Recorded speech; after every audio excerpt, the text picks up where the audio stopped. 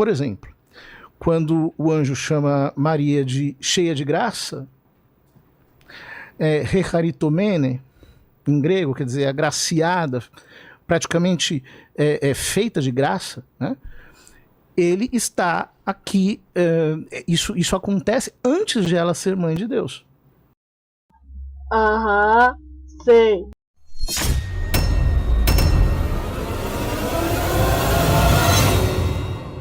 Pense fora da caixa, seu filho de Lutero. Inimigos da Santa Igreja, olhem só com que foi que eu topei. Se não é o ilustre, o magnânimo, o eruditíssimo Padre Curirim. Ele está defendendo o maior dogma mariano da Igreja Romana, que é a Imaculada Conceição. Eu vou dedicar esse vídeo a rebater fala por fala dele, pelo menos da parte que eu peguei, né, em relação ao dogma pelagiano da Imaculada Conceição de Maria. Nós vamos pegar as falas dele e vamos destrinchar à luz das escrituras e da tradição, que eles dizem que são guardiões e herdaram dos apóstolos, que o que ele falou não passa de um monte de groselha. E eu acredito que o pastor que debateu com ele deveria ter sido um pouco mais incisivo. Mas enfim, não vamos perder tempo. Vamos rebater esse camarada e mostrar que a Imaculada Conceição não tem lógica nenhuma. Bora começar. Por exemplo, quando o anjo chama Maria de cheia de graça, hecharitomene, em grego, quer dizer, agraciada, praticamente feita de graça, né? Ele está aqui, isso acontece antes de ela ser mãe de Deus. Pois é, né, Padre Curirim? Você só esqueceu de um detalhezinho minúsculo na sua fala. Que, primeiro, esse verbo, kecharitomene, ele não era usado como cheia de graça por vários cristãos primitivos. Nós vamos ver aqui, por exemplo, nas palavras de um cristão do século III, e mesmo após a tradução da Vulgata, no século V, que esse termo não era utilizado nas Bíblias de muitos cristãos. Não interessa se a Bíblia oficial da Igreja Católica Romana é a Vulgata Latina e ela traz esse gratia plena, ou como eles traduzem o termo kecharitomene. O que interessa é que esse termo não pode ser visto como uma questão original no texto grego, certo? Porque se assim fosse verdade, não haveria cristãos nos séculos III, no século V e até mesmo outros que vão mais além que tivessem um entendimento diferente desse texto. Vamos começar com Gregório Taumaturgo, um cristão do século III. Na sua Homília 2 sobre a Anunciação ele diz: mas, por enquanto, voltemos ao nosso assunto. Gabriel foi enviado à Santa Virgem. O incorpóreo foi despachado para aquela que, no corpo, perseguia a conversação incorruptível e vivia na pureza e nas virtudes. E quando ele veio a ela, ele primeiro se dirigiu a ela com a saudação: salve tu que és altamente favorecida. O Senhor está com você. Salve tu que és altamente favorecida, pois você faz o que é digno de alegria, pois você se vestiu de pureza e está cingida com o cinturão da prudência. Salve tu que és altamente favorecida, pois a sua sorte caiu para ser o veículo da alegria celestial. Salve tu que és altamente favorecida, pois através de você a alegria é decretada para toda a criação e a raça humana recebe novamente por você sua dignidade primitiva. Salve tu que és altamente favorecida, pois em seus braços o Criador de todas as coisas será carregado. E ela ficou perplexa com essa palavra, pois ela era inexperiente em todos os sentidos dos homens, os endereços dos homens, e acolhia a quietude como a mãe da prudência e da pureza. Então veja, aqui Gregório Taumaturgo está dizendo que Gabriel não chamou ela como cheia de graça, porque o termo kecharitomene não era visto assim por cristãos antigos, certo? Mas tem mais um que derruba essa ideia. Vamos continuar. Romano, o melodista do século V, vai dizer o seguinte: Maria disse: como isso acontecerá, conforme você diz? Revela-me agora quem você é. Como devo te chamar? Anjo ou homem? Você é do céu ou da terra? Explique-me o que você é. E o que você quis dizer? Pois se eu souber quem está falando comigo, certamente entenderei do que estão falando comigo. É por isso que você deve me dizer de onde você é. Você vem de cima ou de baixo? Agora recuperei a minha coragem. Falo abertamente contigo. De onde saiu a palavra que você me disse? Não me esconda isso. Foi no céu que a palavra que me disse foi ordenada? Então por que você não me diz que você é um anjo e não um homem? Você vem me dizer: salve a agraciada. Gabriel, imediatamente diante das palavras da Virgem, ficou perturbado em si mesmo. No entanto, ele não falou duramente com aquela que conceberia o Senhor. Ele disse para si mesmo: aqui também não sou acreditado. Assim como anteriormente no templo com Zacarias, hoje na casa da jovem encontro apenas incredulidade. Ou seja, ele está dizendo que Maria duvidou da palavra do anjo. Impecabilidade no século V foi para o ralo aqui. Só para vocês terem uma ideia. Ele não acreditava na impecabilidade, porque ele disse que Maria duvidou do anjo. A mesma dúvida, continuando, que teve Zacarias aqui com Maria. E ainda assim não ousarei dar uma evidência. Não tenho o poder de emudecer sua voz, como fiz com o idoso, Zacarias, né? Ali fui capaz de silenciá-lo. Mas agora tremo ao dizer: salve a agraciada. Veja, o sacerdote está mudo e a estéril está grávida, e Maria não acredita em mim, e me pergunta quem eu sou e o que quero dizer, e contra minha vontade me contenho, com medo de que aquele que vem habitar nela fique irritado e me destrua. Assim como ele precipitou do céu para o inferno os anjos culpados, portanto, resigno-me a esperar e responder razoavelmente. Como isso acontecerá, Imaculada? Como o povo viu o mar se abrir e depois voltar ao seu lugar, assim será com o seu ventre, e para que todos digam a você: salve a agraciada, aquele a quem nos mais altos céus foi confiada a saudação, não a concepção de Maria Santíssima. Quando ouviu o que a Virgem disse, respondeu: já que você diz, venerável, que os antigos milagres envolviam algum intermediador, o milagre de hoje é maior. Por isso não há necessidade de mediador. Eu sou um anjo, e a mediação de um mistério tão grande não me foi confiada. Então, como um miserável humano poderia servir de mediador? No passado, o bastão e o profeta Moisés foram figuras. Hoje é a verdade que brilhará sobre você. Por isso vim te dizendo: salve agraciada. Maria disse: você realmente veio dos céus. Perdoe-me, agora eu te reconheço. Eu estava retida pelo medo da sua beleza, da sua aparência, da sua voz, que me assustavam terrivelmente. Pois se você não fosse de cima, você não teria interpretado a palavra das Escrituras. Mas como você vem da luz, você endireitou tudo o que estava torto. Que assim seja para mim como você acabou de dizer, pois você possui a verdade, que a sua palavra, anjo, que a sua palavra se cumpra em mim. Eu sou a serva daquele que te enviou. Explique-me o que ele deseja, e ele habitará em mim e cuidará de mim, para que todos me digam: salve agraciada. Veja, além dele ter imputado dúvida a Maria, e dúvida é um pecado, certo? Ele não traduz de acordo com a Vulgata Latina, certo? Só que tem uma coisa ainda mais surpreendente sobre essa questão. Sim, eu sei que o padre mencionou que ela foi agraciada, porém, via de regra, Lucas 1,28 na Bíblia Católica é ave cheia de graça, não salve agraciada. E por isso nós precisamos apresentar uma refutação quanto a esse versículo, e ela vem a seguir surpreendentemente nas palavras do próprio Jerônimo. Vamos lá.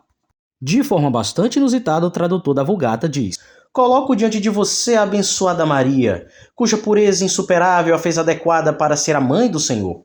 Quando o anjo Gabriel desceu até ela na forma de um homem e disse: Salve, tu que és altamente favorecida, o Senhor está com você. Lucas 1:28. Ela ficou aterrorizada e incapaz de responder, pois ela nunca havia sido saudada por um homem antes, mas ao saber quem ele era, ela falou e alguém que tinha medo de um homem, conversou destemidamente com o anjo. O próprio tradutor da Vulgata traduz esse texto de forma contrária ao que está na Vulgata Latina. Mas ainda tem mais um que traduz de uma forma diferente, e é 3 séculos à frente de Jerônimo. Vamos lá. João Damasceno, no século VIII, disse o seguinte na sua exposição da Fé Ortodoxa 3.2: O anjo do Senhor foi enviado à Virgem Santa, que era descendente da linhagem de Davi, pois é evidente que nosso Senhor surgiu de Judá, tribo da qual ninguém voltou sua atenção para o altar, como disse o apóstolo divino, mas sobre isso falaremos mais precisamente mais tarde. E trazendo-lhe boas novas, disse: Salve a agraciada, o Senhor é contigo. E ela ficou perturbada com sua palavra. E o anjo lhe disse: Não temas, Maria, porque achaste graça diante de Deus, e darás à luz um filho, e chamarás o seu nome Jesus, porque ele salvará o seu povo dos seus pecados. Ou seja, séculos depois da Vulgata Latina ter sido traduzida, eles entenderem como cheia de graça, vem João Damasceno e traduz o versículo de forma diferente. Isso só prova que a tradição deles, inclusive a forma como eles traduzem a Bíblia, não é nada confiável. Fora que existe outra problemática sobre esse versículo que eu vou trazer a seguir, certo? A Enciclopédia Católica vai dizer o seguinte sobre esse verso: ó, a saudação do anjo Gabriel, Haire Keharitomene, ave cheia de graça, segundo eles, indica uma abundância única de graça, um estado de alma sobrenatural divino que encontra sua explicação apenas na Imaculada Conceição de Maria. Mas o termo Keharitomene, cheia de graça, serve apenas como ilustração, não como prova do dogma. Vamos juntar isso ao fato de que existe outro termo que realmente é traduzido como cheio de graça. Mas antes vamos ver a definição do léxico. O léxico grego-inglês de Bauer-Dunker, na página 1081, diz que Keharitomene é causar ser recipiente de um benefício, favorecer imensamente, abençoar. Junte isso ao fato de que há um verso na Bíblia que diz cheio de graça, não como Keharitomene. Vamos lá. Kai hologos sarx egeneto, kai eskinosen en emin, kai eteasameta, tindoxan alto, doxan hos monogenos para patros pleres haritos, kai aleteias. Esse verso nada mais é do que João 1,14 no texto grego, que, traduzido, quer dizer o seguinte: E o verbo se fez carne, e a palavra se fez carne, e habitou entre nós, e vimos a sua glória, como a glória do unigênito do Pai, cheio de graça e de verdade. Vejam, se era para ser cheio de graça, por que não foi usado o Keharitomene? Isso eles não conseguem explicar. Fora que existe outro verso que é uma pedra no sapato deles, e está na própria Septuaginta grega e faz parte dos livros que compõem a Bíblia deles. Sabe qual é o verso? Eclesiástico 18:17. E ele diz o seguinte: A doçura das palavras não prevalece sobre a própria dádiva, mas uma e outra coisa se encontram no homem justo.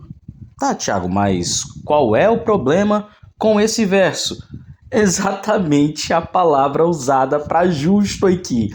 Olhem só qual é a palavra que você encontra no texto da Septuaginta grega. O texto tirado diretamente da Septuaginta grega vai dizer o seguinte, ó. Isso aqui é a Septuaginta acadêmica. Hoki idou logos hyperdoman agapon, kai amphotera para andri keharitomeno.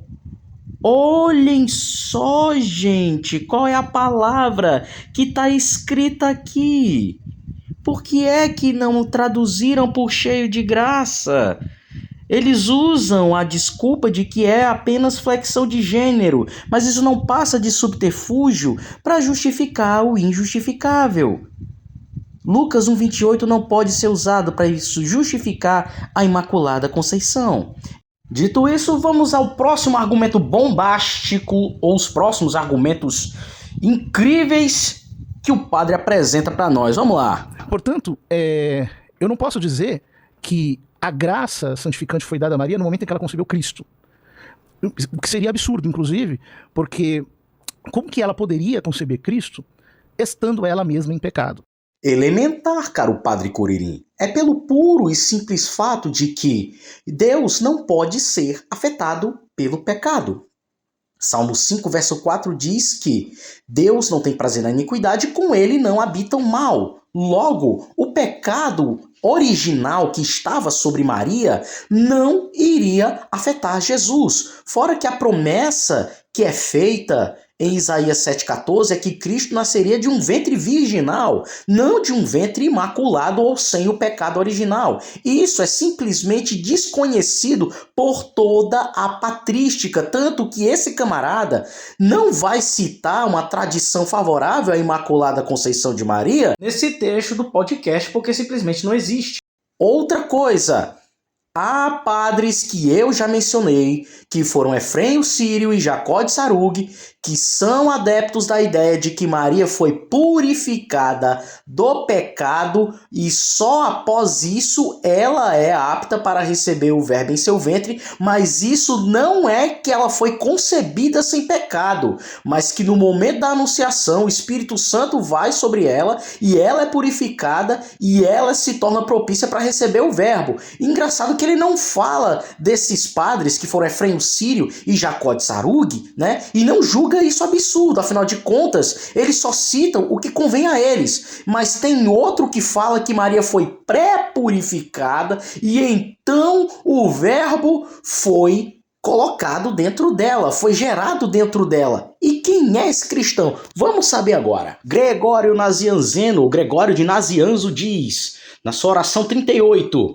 e isso foi o próprio Verbo de Deus, que é antes de todos os mundos, o invisível, o incompreensível, o incorpóreo, o princípio do princípio, a luz da luz, a fonte da vida e da imortalidade, a imagem da beleza arquetípica, o imóvel selo, a imagem imutável, a definição e palavra do Pai, veio a sua própria imagem e tomou sobre si carne por causa de nossa carne, e se misturou com uma alma inteligente por causa de minha alma, purificando igual por igual, e em todos os pontos, exceto o pecado, foi feito homem, concebido pela Virgem, que primeiro em corpo e alma foi pré-purificada pelo Espírito Santo, pois era necessário que a gravidez fosse honrada e que a virgindade recebesse uma honra maior. Ele surgiu então como Deus, com aquilo que havia assumido, uma pessoa em duas naturezas, carne e espírito, das quais a última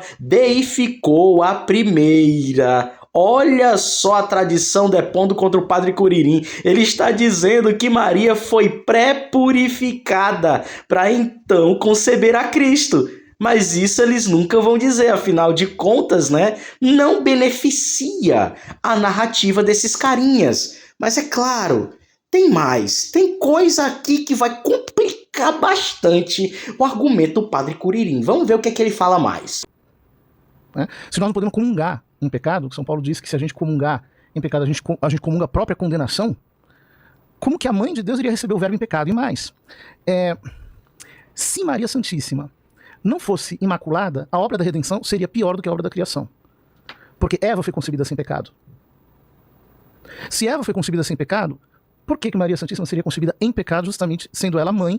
E quando eu digo mãe, ela é doadora da humanidade santíssima de Cristo, né? Daquele que veio tirar o pecado do mundo. Eu vou deixar a própria tradição te responder, padre Curirim. Você está pronto para ver uma saraivada de pais da igreja e até mesmo papas refutando você? Pois agora, meu querido, fica bem atento, Padre Curirim, e vocês, papistas, que vão estar assistindo esse vídeo. Vocês vão ver o que é que os pais da igreja, que vocês dizem que são guardiões da tradição, falam sobre essa fala aí. E tem um detalhe, eu vou trazer mais um adendo de alguém que também não é protestante, que vai demolir o argumento desse camarada. Vambora! Eu vou começar com bem levinho, Santo Agostinho, olha o que ele diz, ó. Assim, pois, aquele em quem todos são vivificados, além de se oferecer como exemplo de justiça aos que o imitam, dá também aos que nele creem a graça oculta de seu espírito, que ele secretamente infunde até nas crianças. Assim também ele, Adão, em quem todos morrem, além de ser um exemplo para a imitação daqueles que voluntariamente transgridem o mandamento do Senhor, depravou também em sua própria pessoa todos os que vêm de sua estirpe pela corrupção oculta de sua própria concupiscência carnal. É inteiramente por essa razão e não por outra razão que o apóstolo diz: por um homem entrou o pecado no mundo e pelo pecado a morte, e assim passou a todos os homens, em que todos pecaram. Do mérito do perdão dos pecados, 1:10. Mas você acha que acabou, padre? Tem mais. Olha só o que ele diz no livro 2, capítulo 38, ó padre. Ele, portanto, sozinho, tendo se feito homem, mas continuando a ser Deus, nunca teve pecado, nem assumiu uma carne de pecado, embora nascido de uma carne materna de pecado. Ele está dizendo que Maria tinha o pecado nela. Vai chamar Santo Agostinho de herege? Vai, bonitão. Aí ele prossegue dizendo, ó.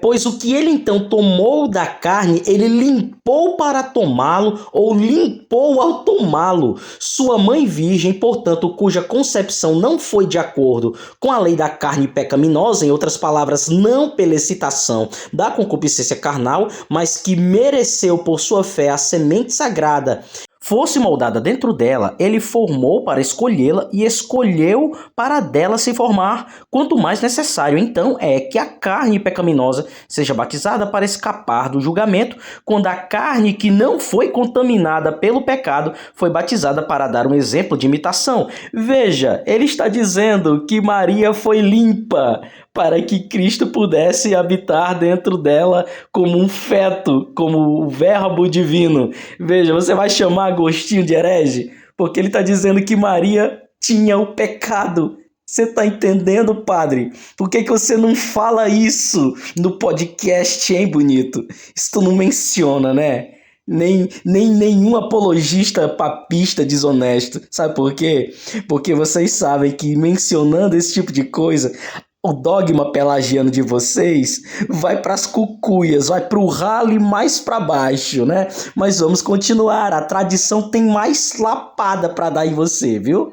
Na epístola 190 ao Pitato, no capítulo 3, ele vai dizer o seguinte, ó: o principal apoio da fé cristã é este: por meio de um homem veio a morte, e por meio de um homem a ressurreição dos mortos. Assim como todos morrem em Adão, todos morrem em Adão, todos serão vivificados em Cristo, e também por um só homem entrou o pecado no mundo, e pelo pecado a morte. Assim a morte passou a todos os homens, em quem todos pecaram. E ainda, o julgamento de um levou à condenação, o perdão de muitos crimes levou à justificação da vida, e também pelo crime de uma condenação passou a todos os homens. E pela justificação de um, a justificação da vida passou a todos os homens. Existem outros testemunhos semelhantes que declaram que ninguém nasce de Adão, senão que esteja preso pelo pecado da condenação e do delito, e que ninguém é libertado, exceto por renascer por meio de Cristo. Então ele está dizendo aqui que não existe exceção a ninguém quanto ao pecado de Adão, padre. Veja o que Santo Agostinho, a maior voz da antiguidade, está dizendo. Mas você acha que acabou? Ele tem mais para te falar. Nos seus sermões recentemente descobertos, vai dizer o seguinte, ó: Ele é o único pontífice, o único sacerdote que foi prefigurado nos sacerdotes de Deus de antigamente. E é por isso que eles costumavam procurar um sacerdote sem mácula corporal, porque somente ele viveu sem a mácula do pecado, mesmo em seu corpo mortal. Somente ele, ó Padre. Cara, vocês estão muito encrencados, Padre Curirim. Mas calma. Tem mais, não é só Agostinho que vai falar aqui não, viu? Isso aqui é o leve, tem mais. O Papa Leão Magno vai dizer o seguinte, ó padre, sermão 22, ó, e para este fim, sem semente masculina, Cristo foi concebido de uma virgem, que foi fecundada não por relações humanas, mas pelo Espírito Santo. E enquanto em todas as mães a concepção não ocorre sem mancha de pecado, esta recebeu a purificação da fonte de sua concepção, pois nenhuma mancha de pecado penetrou onde não houve relação sexual. Sua virgindade imaculada não conhecia luxúria. Quando ministrava a substância, o Senhor tirou de sua mãe nossa natureza, não nossa culpa. Veja, ele está dizendo aqui que Maria tinha a culpa do pecado. Se você não entendeu ainda, ele vai ser mais enfático no que ele diz a seguir aqui, ó. Olha o que é que diz Leão Magno aqui, em outra referência. O conhecido Tomo de Leão, que foi lido no Concílio de Calcedônia, vai dizer o seguinte, ó: e nascido por um novo modo de nascimento, porque a virgindade inviolada, embora ignorante da concupiscência, forneceu a matéria de sua carne, o que foi assumido da mãe do Senhor, foi a natureza, não a culpa, nem a maravilha da natividade de nosso Senhor Jesus Cristo, nascido do ventre de uma virgem, implica que a sua natureza é diferente da nossa. Veja, mais uma vez, Leão Magno está dizendo que Maria tem a culpa do pecado. Mas calma, é verdade, essa ideia de que ela foi purificada para conceber Cristo é absurda, né? Calma, Padre Curirim, tem mais, tem muito mais. Fulgêncio de Ruspe, discípulo de Santo Agostinho, ele vai dizer o seguinte, ó: esta é a extensão da graça, que é a conquista de Deus para todos, que ele veio para suportar o pecado, porque nele não há pecado, homem concebido e também nascido em semelhança da carne do pecado, da carne pecaminosa, pois a carne de Maria, que havia sido concebida solenemente em iniquidades humanas, era de fato a carne do pecado, que deu à luz o Filho de Deus na semelhança da carne pecaminosa. É testificado pelo apóstolo: enviou o seu próprio Filho em semelhança da carne do pecado, a saber, o qual, subsistindo em forma de Deus, não julgou usurpação ser igual a Deus, antes esvaziou-se a si mesmo, assumindo a forma de servo, tornando-se semelhante aos homens. Por essa razão, verdadeiramente na semelhança da carne do pecado, foi enviado o Filho de Deus. Consequentemente, na semelhança da carne do pecado, o Filho de Deus apareceu. Por causa disso, ele tem a verdadeira carne humana sem a iniquidade da humanidade, isto é, a mortalidade da humanidade. Verdadeiramente, a semelhança da carne do pecado, quando se diz do Filho de Deus, ou melhor, o Filho de Deus na semelhança da carne do pecado, deve-se acreditar que o Deus unigênito da carne mortal da Virgem não obteve dela a imundície do pecado, mas recebeu toda a natureza verdadeiramente, para que a verdade nascesse da terra, a quem ele abençoou com a palavra profética que Davi insinuou, dizendo: a verdade brotou da terra. Portanto, Maria concebeu verdadeiramente o Filho de Deus, que ela deu à luz na carne do pecado, que Deus aceitou. Ou seja, mais um está dizendo que Maria tinha a concupiscência do pecado, mas que Cristo nasceu dela sem pecado. Veja, mais um que está dizendo aqui que Maria carregava o pecado nela e é discípulo de Santo Agostinho. Você está achando que na era da internet a gente vai acreditar num discursinho desse, Padre Curirim? Olha a tradição aí esmagando vocês. Mas calma, tem mais um que vai dar um recadinho do coração para você, viu? E você vai ver quem é ele. O Papa Inocêncio III contrariando o que disse o padre Curirim sobre Eva e Maria, vai dizer o seguinte, ó. Eva foi gerada sem pecado, mas deu à luz no pecado. Maria foi gerada em pecado, mas deu à luz sem pecado. E por que é que ele fala isso? Tem outra fala dele de outra obra atribuída a Inocêncio III, que de fato foi ele que falou, que vai dizer o seguinte. Contrariando você, padre, ele vai dizer o seguinte, ó. Mas imediatamente após as palavras do anjo, o Espírito Santo virá sobre ti, o Espírito Santo veio sobre ela. E ele já havia entrado nela quando, no ventre de sua mãe, limpou sua alma do pecado original. Mas agora também ele veio sobre ela para limpar sua carne das formas do pecado, para que ela pudesse ficar completamente sem mancha ou ruga. Aquele tirano, então, da carne, a doença da natureza, as formas do pecado, como eu penso, ele extinguiu completamente que, doravante, qualquer movimento da lei do pecado não deveria ser capaz de surgir em seus membros. É o sermão da purificação da Virgem, ou seja, ele está dizendo que Maria ela foi purificada do pecado original. Não que ela sempre foi imaculada como vocês vivem pregando por aí. Isso é um papo que está falando, não sou eu. Agora vamos lá, vamos ver a próxima pérola que você soltou, para eu jogar um pouquinho mais da tradição em cima de você. Tá pronto, padre Curirim? A questão é que, na minha opinião, não é bem compreendido na gramática da teologia evangélica. É o seguinte, Maria sendo concebida sem pecado, parece que ela não é salva por Cristo. E ela mesma diz, né? Minha alma engrandece o Senhor, meu espírito se alegra em Deus, meu Salvador. Então, se ela chama a Cristo de Salvador, é porque ela necessita de salvação. Porém, e aqui um elemento da teologia católica muito interessante, existem dois modos de salvar. Um modo é quando a pessoa está, por exemplo, ela já sucumbiu ao perigo. E o outro modo de salvar é preservando-a do perigo. Ou seja, para a doutrina católica, Maria foi salva por Cristo. Em previsão dos seus méritos, em previsão do seu sacrifício da cruz, sendo preservada do pecado original, que sem essa ação preservadora, naturalmente seria comunicado a ela, como é comunicado a todos nós que nascemos em pecado. Então, a ideia de que a Imaculada Conceição ela seria uma exceção, ou seja, haveria alguém que não foi salvo por Cristo, para nós é herética. Uhum. Todos são salvos por Cristo. E a ideia de imaginar que a Imaculada Conceição é uma exceção ao todos pecaram e estão privados da glória de Deus e a justificação se dá gratuitamente, também é herética. Porque no caso dela, ela também foi salva do pecado por Cristo, em previsão dos seus méritos, para que ela pudesse ser mãe de Cristo, e ela o foi gratuitamente. E aqui entra o argumento de Duns Scotus, chamado redenção preventiva. O que é a redenção preventiva? É que Maria ela foi remida do pecado original em virtude dos méritos de Cristo na cruz, mas paradoxalmente não havia a cruz, né?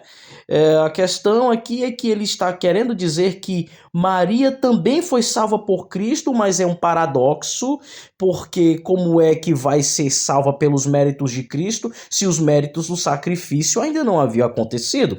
E é por isso que eu vou jogar mais um da tradição contra o padre Curirim. E quem é ele? É o doutor angélico Tomás de Aquino. Olha o que é que ele vai falar na Suma Teológica. Olha o que é que ele vai dizer aqui.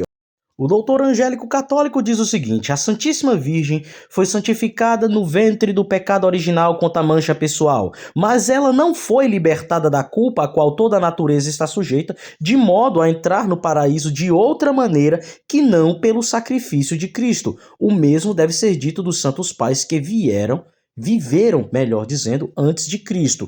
Então, olha só. O doutor Angélico está dizendo aqui que essa ideia de redenção preventiva não ocorreu com Maria. Embora Duns Scotus venha tentar aplicar a ideia de redenção preventiva, ele deixou o assunto em cima do muro. Ele não decidiu a questão, né? Tanto que ele, no final, ele vê a Imaculada Conceição e a redenção preventiva apenas como possível, não como um fato comprovado.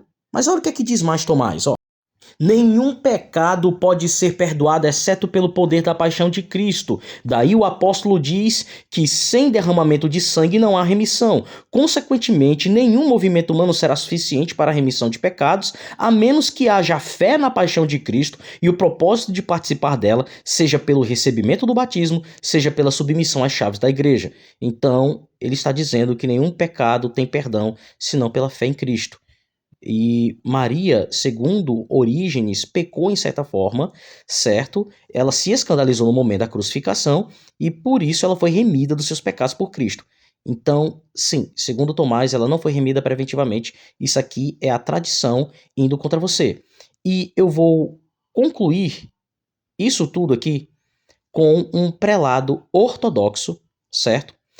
E que ele apresenta 5 pontos, onde neles ele refuta, ele detona 5 pontos a Imaculada Conceição da Virgem Maria defendida pelos católicos romanos. Vamos lá.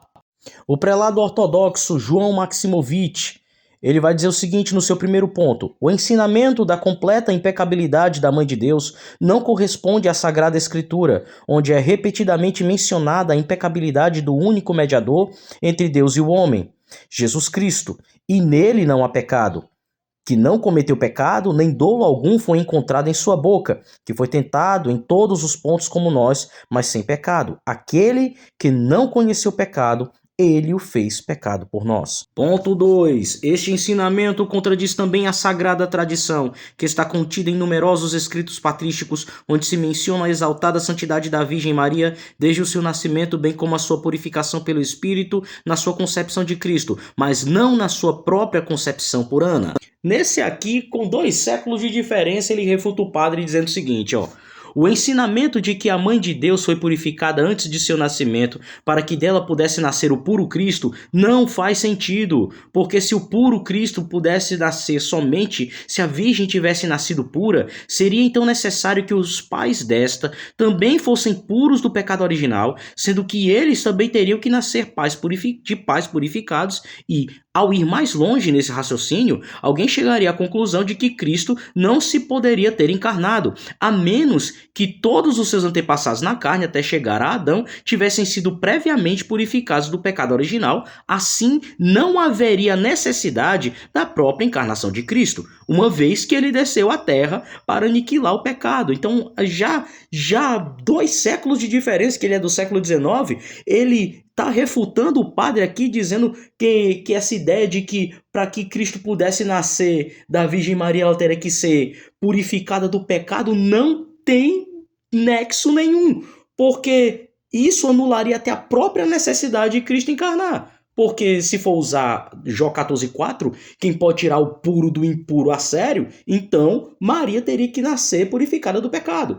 E ele continua dizendo, isso aqui é uma bomba na cara do dogma da Imaculada Conceição. Ele prossegue dizendo assim: o ensinamento de que a Mãe de Deus foi preservada do pecado original, assim como o ensinamento de que ela foi preservada pela graça de Deus dos pecados pessoais, torna Deus impiedoso e injusto. Porque se Deus pôde preservar Maria do pecado e purificá-la antes de seu nascimento, então por que ele não purifica outros homens antes de seu nascimento, mas os deixa no pecado? E o quinto e último ponto vai dizer: este ensinamento, que aparentemente tem o objetivo de exaltar a Mãe de Deus, na realidade nega completamente todas as suas virtudes. Afinal, se Maria, mesmo no ventre de sua mãe, quando ela não podia nem desejar nada, nem bom nem mal, foi preservada pela graça de Deus de toda impureza, e então por essa graça foi preservada do pecado, mesmo depois do seu nascimento, então em que consiste seu mérito? Se ela poderia ter sido colocada no estado de ser incapaz de pecar e não pecou, então por que Deus a glorificou? Se ela, sem nenhum esforço e sem ter nenhum tipo de impulso para pecar, permaneceu pura, então por que ela é coroada mais do que todos os outros? Não há vitória sem um adversário. Tá vendo? E ele conclui dizendo o seguinte: a Igreja Ortodoxa, que exalta imensamente a Mãe de Deus nos seus hinos de louvor, não se atreve a atribuir-lhe aquilo que não foi mencionado pela Sagrada Escritura ou pela tradição. E esse cara não é protestante. Agora, dando o meu parecer sobre o Padre Curirim e esse argumento que eles julgam bombástico, né? Que, pelo amor de Deus, que argumento infantil para alguém que passa anos estudando teologia e filosofia apresentar no podcast. Eva foi criada sem pecado. E por que Maria deveria ser criada em pecado? É simples, Padre Curirim. Porque quando Eva foi criada, e isso é raciocínio lógico, qualquer um que entende a doutrina do pecado original sabe disso. Quando Eva foi criada, o pecado não havia entrado no mundo. Quando Eva foi criada, foi antes da queda. Por isso que Eva foi criada sem pecado. Então, quando Maria ela surge no mundo, o pecado original se alastrou pelo planeta, se alastrou pela raça humana. Inclusive, São Justino Mártir, né, no seu diálogo com Trifão, ele vai dizer que toda a humanidade está sob uma maldição. Irineu de Lyon, em Contra as Heresias, ele vai dizer que sim, o homem, a raça humana, foi toda afetada pelo pecado de Adão. Santo Anselmo de Canterbury, ele vai dizer em Cur Deus Homo que a nossa natureza foi totalmente vencida em Adão, sendo a única exceção aquele a quem Deus resolveu gerar no ventre de uma virgem. Quem foi aquele que foi gerado no ventre de uma virgem? Foi Jesus, ou a única exceção é Jesus. Então veja, esse camarada é do século XI, tem um detalhe. E percebam o falso paralelismo que o padre faz. Ele ainda diz o seguinte, que se comungando em pecado, participando do ato solene da ceia do Senhor, né, que eles chamam comumente de Eucaristia, nós também chamamos, mas não da mesma forma que eles, se comungando em pecado nós comungamos para condenação, imagina a mãe de Cristo. O que tem a ver? O que tem a ver você participar do ato solene da Eucaristia com a Imaculada Conceição? Absolutamente nada. A lógica dele não tem lógica. Então, veja, para tentar justificar a Imaculada Conceição, ele partiu de novo para aquele argumento da redenção preventiva. Eles ainda dizem que isso não é uma maneira de exaltar Maria, mas tem um santo católico que discorda totalmente disso. E eu vou trazer ele aqui agora, vamos lá. Boaventura de Banhoreggio, ele vai dizer o seguinte: não seria impossível pensar que a graça tivesse sido infundida nela no mesmo instante em que a alma foi infundida em sua carne.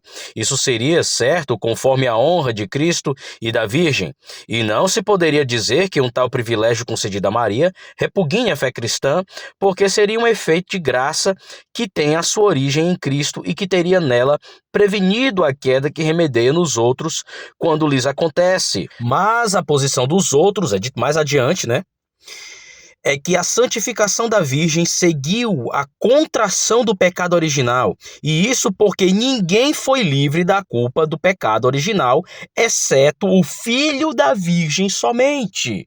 E ele continua dizendo que essa opinião é, e eu trago agora as palavras dele, mais comum, porque quase todos pensam que a Virgem contraiu o pecado original. Veja, quase todos. Isso aqui é um mariano, é São Boaventura que está falando. Ele vai dizer mais: e lhe sofreu a pena, dores e morte, mais racional, porque, como disse Agostinho, o nascimento precede o renascimento, como o ser precede o bem-estar, e mais segura, porque é mais conforme a fé, a piedade e a autoridade dos santos, os quais, quando falam disso, isentam somente a Cristo da declaração universal que todos pecaram em Adão. De fato, não se encontra ninguém que tenha dito, entre os que temos ouvido com os nossos ouvidos, que a Virgem foi imune do pecado original.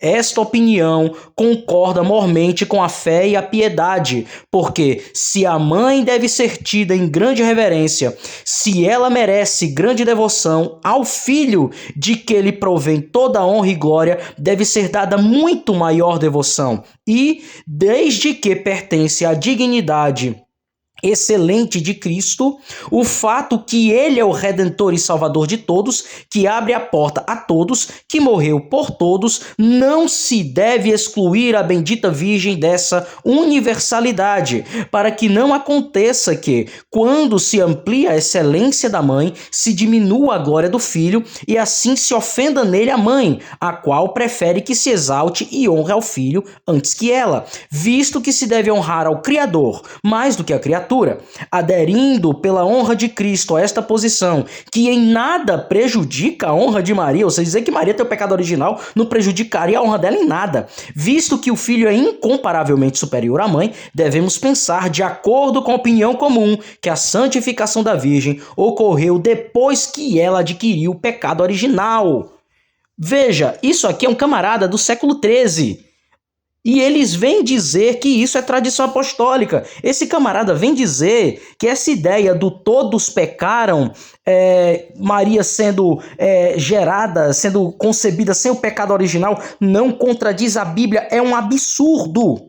E veja que também a opinião do padre, ela vai de encontro à opinião de muitos católicos. Porque veja, eles dizem que Maria é a exceção, porque eles usam aquele argumento chulo, né, de Hebreus 9:27, né, que diz que aos homens é ordenado morrer somente uma vez, mas outros morreram mais de uma vez, ou seja, eles tentam confundir ciclo vital com a herança universal do pecado.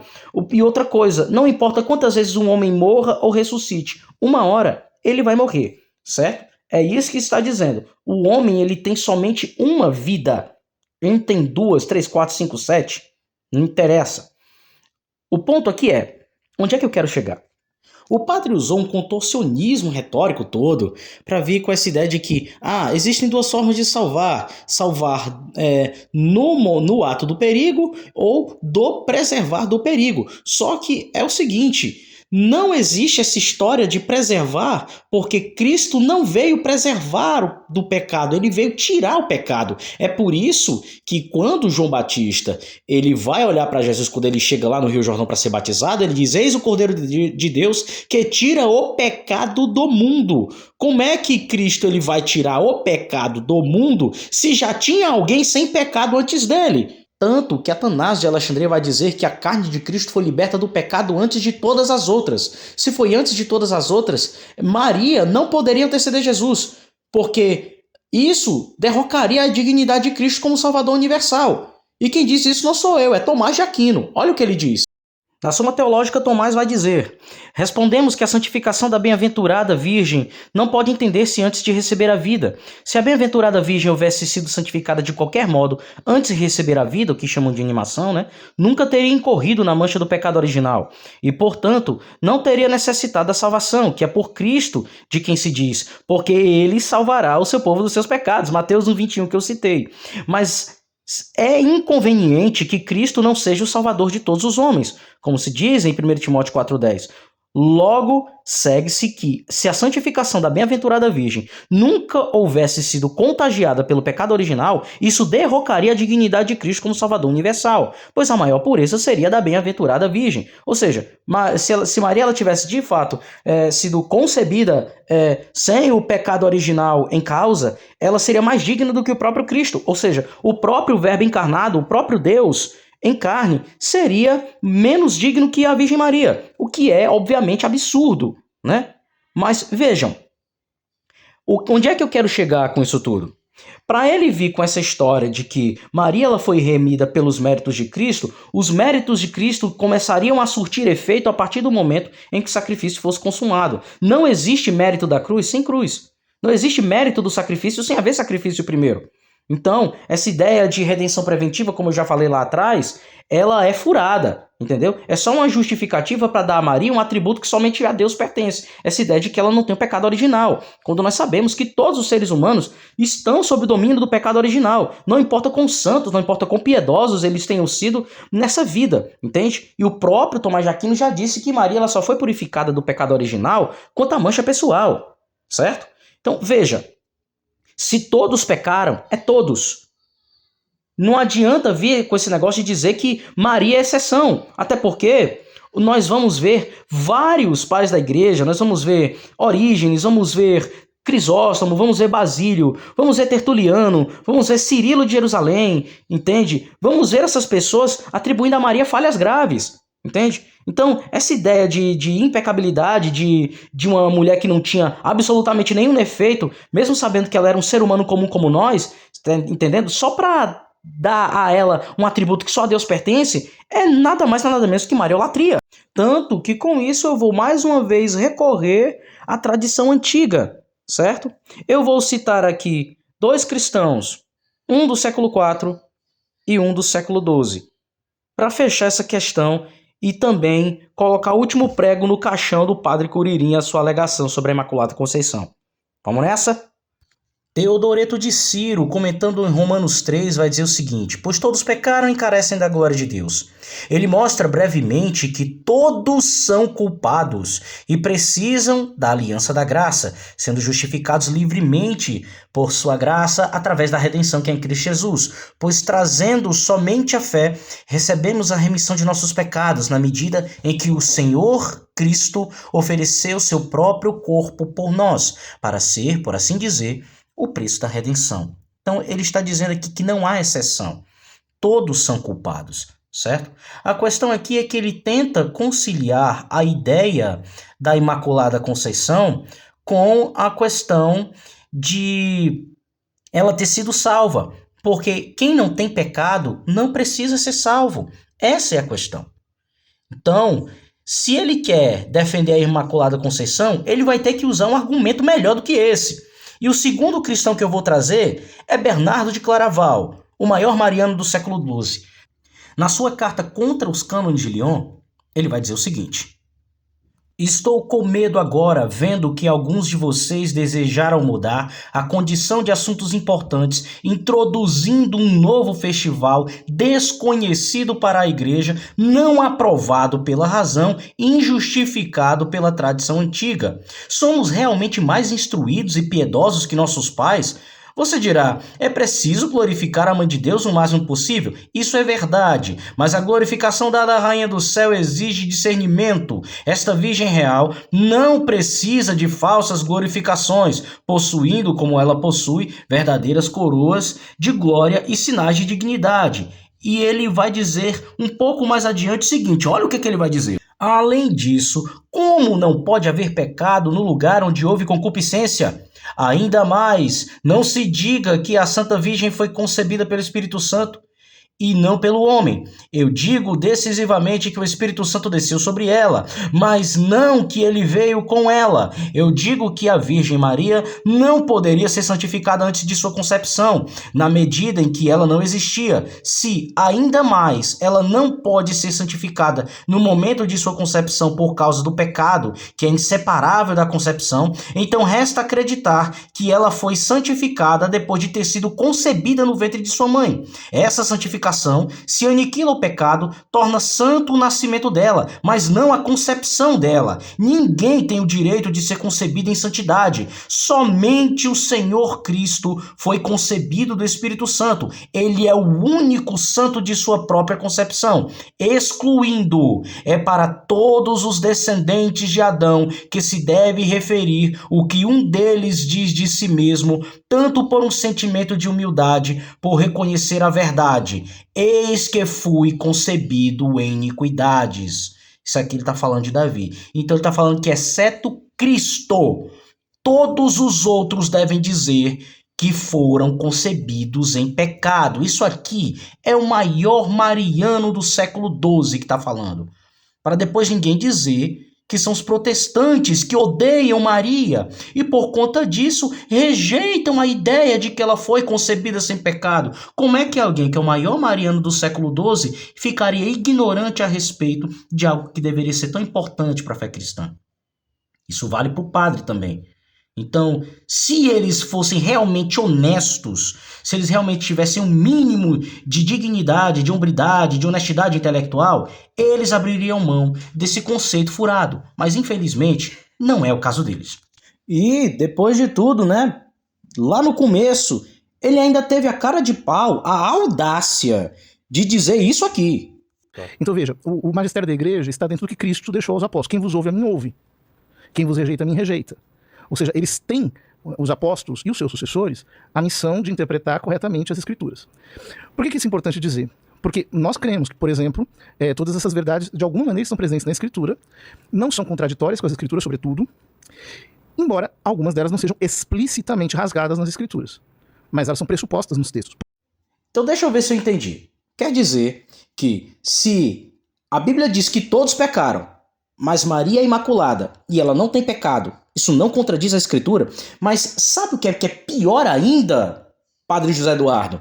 É a Enciclopédia Católica vir dizer que não existe prova direta, estrita e categórica do dogma que possa ser retirada das Escrituras. Dom Estevão Bittencourt, na edição 505 da Pergunte e Responderemos de julho de 2004, antes do mais observamos que não existe na Sagrada Escritura algum texto que fale explicitamente da Imaculada Conceição de Maria. Apesar disso, a Igreja encontrou no âmago das verdades reveladas os fundamentos de tal doutrina. Vejam, o cara sofisticamente chama isso de verdade revelada. Mas o que é engraçado? Ninguém em 13 séculos teve essa revelação. Os pais da igreja em peso não tiveram essa revelação. Vários doutores medievais não tiveram essa revelação. 10 papas não tiveram essa revelação. Mas um papa no século XIX, contrariando toda a tradição antiga, a evidência contrária da escritura e o total silêncio dela a respeito disso, na verdade falando o contrário, certo? Para depois ele dizer que ele recebeu isso por revelação divina, e é algo que é tão revelação divina que ele simplesmente joga para a cúria romana deliberar a respeito de algo que deveria ser uma verdade revelada e inquestionável, o que não faz o menor sentido. E o que é pior, essa ideia da Imaculada Conceição, ela provocou um cisma, que é o cisma veterocatólico, porque o dogma da Imaculada Conceição, ele quebra a regra de São Vicente de Lérins, entende? E isso é uma prova incontestável. Pois duvido muito que vocês consigam provar que o dogma da Imaculada Conceição ele foi crido desde sempre por todos em todos os lugares e que ele preenche os requisitos da antiguidade, universalidade e consenso. Consentimento. Então, me digam, vocês conseguem fazer isso? Não conseguem. Por isso que o dogma da Imaculada Conceição, meus amigos, é o mais fácil de refutar de todos. Porque, além de não existirem provas dele nas escrituras, nem na tradição, existe evidência contrária abundante, a rodo, para refutar esse dogma pelagiano. Por que é pelagiano? E eu concluo com o Concílio de Orange, no século VI. O que é que esse concílio tem para nos dizer? Diz assim o cânon 1, se alguém disser que, pela ofensa da transgressão de Adão, nem todo homem, de acordo com o corpo e a alma, foi mudado para pior, mas acredita que enquanto a liberdade da alma permanece sem danos, apenas o corpo é exposto à corrupção, ele é enganado pelo erro de Pelágio e resiste à escritura que diz, a alma que pecou morrerá. E você não sabe que a quem você se mostra servo para obedecer, você é o servo daquele a quem você obedece? E qualquer um é julgado seu escravo por quem é vencido. Logo no cânon 2, o Concílio de Orange vai dizer o seguinte: se alguém afirma que a transgressão de Adão afetou somente a ele e não seus descendentes, ou declara que certamente apenas a morte do corpo, que é o castigo do pecado, mas não também o pecado, que é a morte da alma, passou por um homem a toda a raça humana, ele fará injustiça a Deus, contradizendo o apóstolo que diz, através de um homem o pecado entrou no mundo e através do pecado a morte, e assim a morte passou para todos os homens, nos quais todos pecaram. Conferir Santo Agostinho. Fazendo coro com o Concílio de Orange, São Vicente de Lérins diz em Comunitório 24. Pois quem antes daquele profano Pelágio atribuiu tanta força antecedente ao livre-arbítrio a ponto de negar a necessidade da graça de Deus para ajudá-lo para o bem de cada ato? Quem antes de seu monstruoso discípulo celestino negou que toda a raça humana está envolvida na culpa do pecado de Adão? Então, se não houve precedente sobre a exceção do contágio universal em Adão, senão num pelagiano, discípulo de Pelágio, podemos dizer com toda segurança que a Imaculada Conceição é pelagianismo puro, além de transformar Deus num ser contraditório que quebra princípios que ele próprio estabeleceu, o que é totalmente absurdo. Bem, seus hereges inimigos da Santa Igreja, quero aproveitar para agradecer aos mais de 1000 inscritos no meu canal. Agradeço por estarem depositando credibilidade no trabalho desse que nada mais é do que vosso conservo, e companheiro na fé em Cristo Jesus, certo? E só você que é herege, filho de Lutero, curta, se inscreva, compartilhe e vamos continuar refutando as mentiras dos nossos opositores. Com base não em bravatas, mas em fatos, pois não se pode contra a verdade senão pela própria verdade, e contra fatos não há argumentos, beleza? Então, um forte abraço, fique com Deus e até uma próxima. Valeu, fui. Ah, e tem só uma coisinha que eu quero deixar no final.